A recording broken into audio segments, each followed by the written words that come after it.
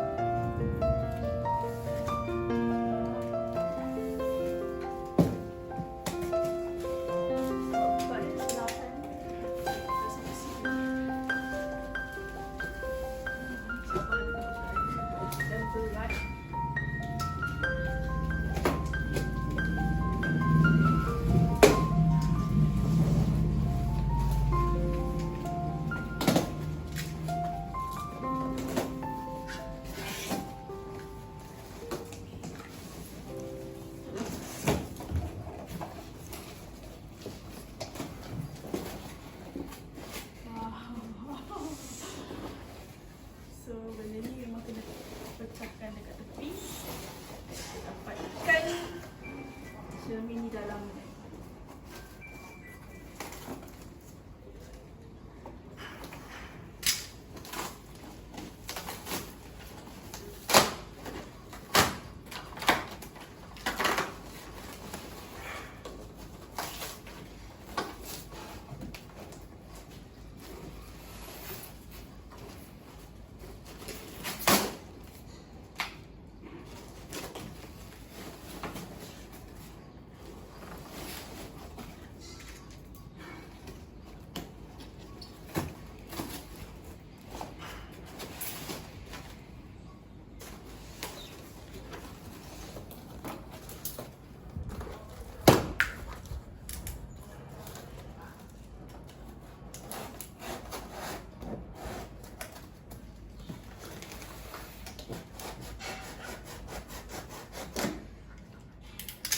Dah terputus.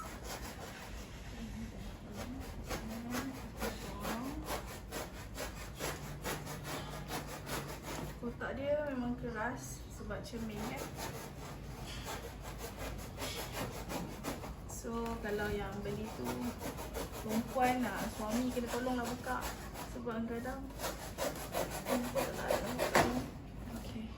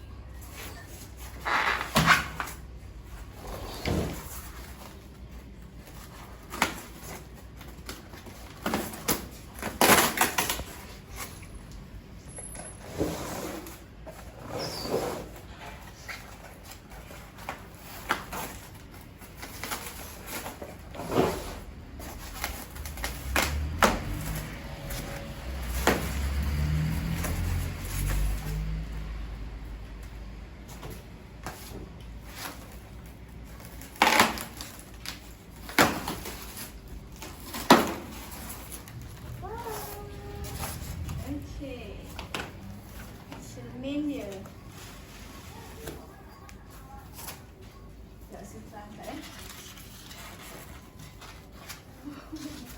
sangat berat.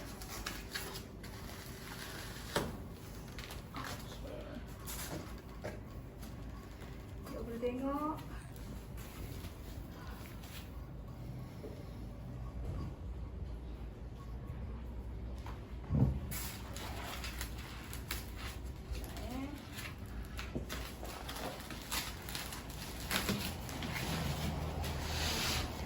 Kena hati-hati sebab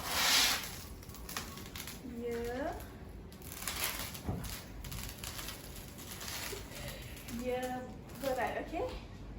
Okay, nanti sis dah rekod, saya tunjuk dekat you all.